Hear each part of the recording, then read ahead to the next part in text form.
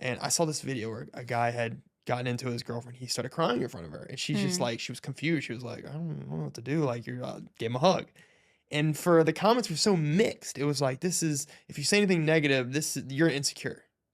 Mm. And you're like, okay, but where is the line where we're allowed to comment and be like, hey, like, you don't want to say man up, but like, yeah, like, come on, like, you are the foundation for this life. So, like, should we be viewed that way? Like, Yeah, I mean, the whole masculine feminine thing is like a whole conversation. yes, But I mean, I love a masculine man that's also able to be like vulnerable and emotional because I think that shows masculinity and confidence. But I mean, it depends on your personality. It depends like the different type of women like different levels of that. yeah, But like the looks maxing thing, I think it's the wrong place to focus on gotcha. as a man. Let me be devil's advocate real quick, okay, Okay. on look maxing, right? Because then there's this other side where women are like, you got to be 6 foot tall. Yeah. You gotta be making 350,000. You gotta have this certain house, just to have a date with me. Yeah. And it's like, okay, but like how realistic this actually is? Because I remember him, the Clear guy, talking about this, and he was like, well, you go on dating apps, and one of the metrics that women will set is 6'3".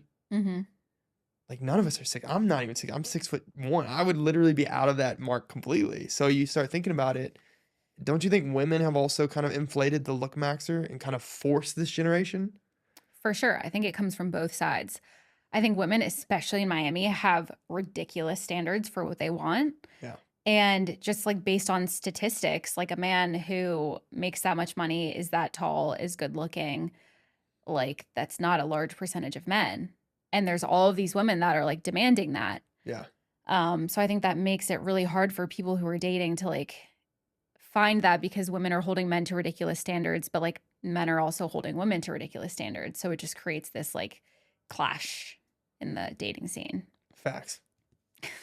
That is a fact. No, I shifted you out of it because I was like, you know what? I want to kind of understand like how women do view this whole thing. Because once again, it is tough to get like an authentic opinion on like these things that are going on. And then you don't seem like you stray away from PC narratives. No. Not at all, right? No. Okay, because you're gonna notice you're like, yeah, that's gay, and I'm like, oh.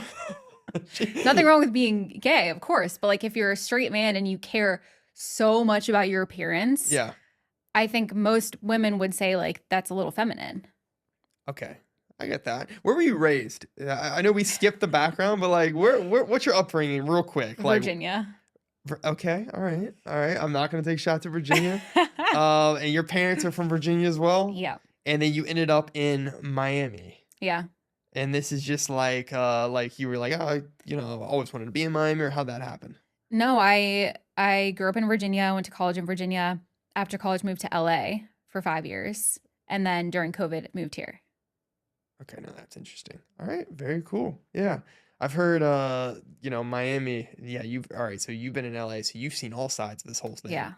Okay, so you've had it similar to me where I went from the deep south and then I went straight to New York City. Mm. So you went from Virginia to LA. Man, you have definitely seen some shit.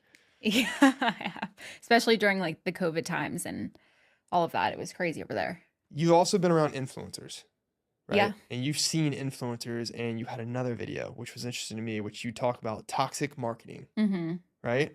Let's go into this. Have you ever taken part, because you seem like you've developed this following, are there products that you've even been offered, you're like, hey, I shouldn't be doing this, but like I get it, like the financial support from doing something like this would be great? Like, what's your relationship with you being an influencer doing toxic marketing? I don't promote any products that I don't believe in because I feel like I've been so vocal about product quality, ingredients, and influencers promoting crappy products that like if I went to go promote a crappy product and did like a predatory marketing thing, it would just be like completely contradictory. So I'm very picky with the products that I choose to promote. When I like because earlier and on in my career, I maybe promoted some products that weren't as high quality as I do now. But the reason I made that one video was because I kept seeing these TikTok ads of all of these girls saying the same line, and it was like if you drink this product, you're not going to eat or something like that. and it was like a cutting mix. Yeah, I And saw that. yeah, It's kind of creepy. it was creepy, and it was like I forget the ingredients in the product, but like maybe it could help you with like your blood sugar control or something like that. Right.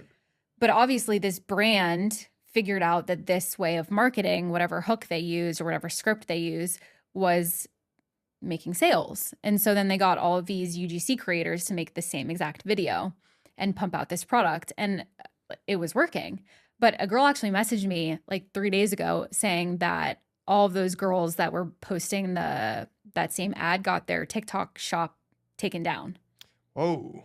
Yeah, which isn't surprising to me because TikTok has such strict rules on like words you can say, things that you can talk about, but then they'll allow you to make an ad basically like encouraging anorexia.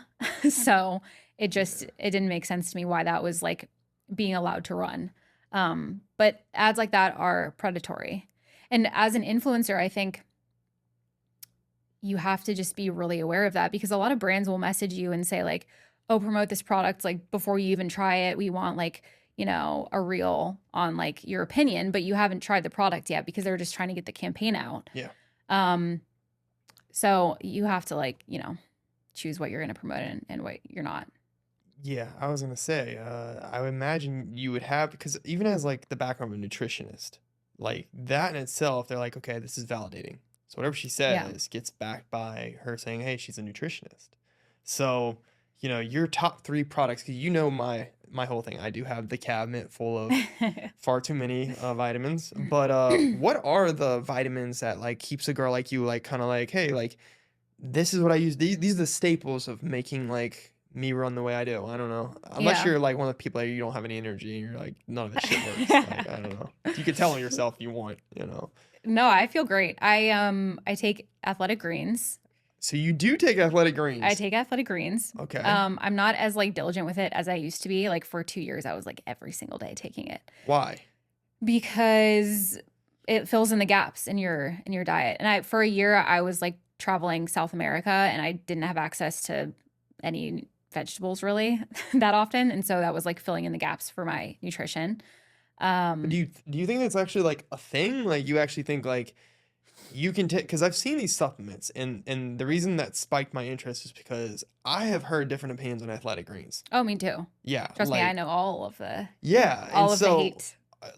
because this goes back to me saying the baseline. I don't know what it is anymore. Like Mhm. I feel great all the time, but like for you, you took athletic greens and you were like, Chris, I started just moving more. Like what did you notice that you were like, hey, I'm gonna keep it as a staple, unless you're actually using my show as an ad No, and I you're do not work. coming back. No, I do work with them, but I'm not doing it as an ad, Oh, of okay. course.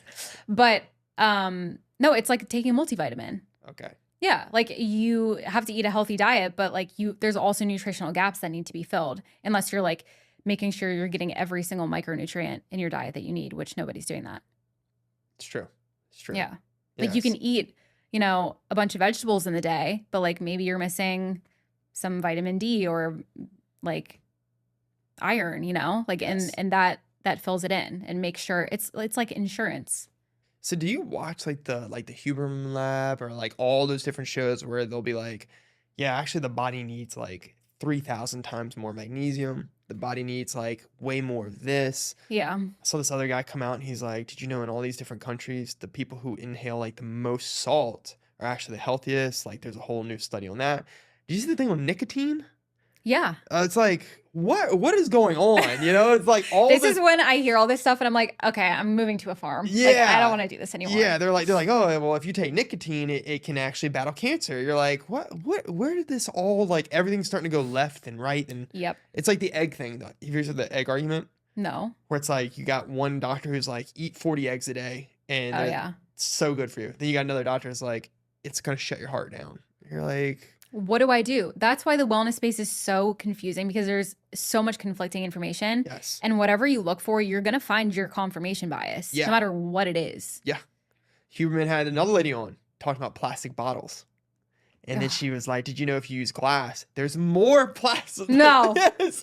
She goes, the lid for the glass bottles, I'm going to clip this with this clip we're about to say right here. But here we are for like the last like 10 years, like microplastics. Yeah. They're gonna kill you. And then this lady's like, well, just heads up, if you use the glass bottles, like technically there's more microplastics in that. And everyone's like, I swear it was like a sigh of like, what are we doing now? Like, what are we supposed to drink out of? You know, and it's like the piping thing. It's like, well, we got plastic piping everywhere. It's like, we can't dodge this shit. So sooner or later, you're like, when do we just say, okay, it's bad for you? That's just, it is what it is, you know? That's my whole thing is like, we can't live in a bubble. Like, No. it's impossible. There's so many toxins in the environment. Like, people are like, oh, Lululemon, has plastics and it's going to mess with your fertility. Like, be vegan, be carnivore, be keto, blah, blah, blah, blah. Like, there's so much shit.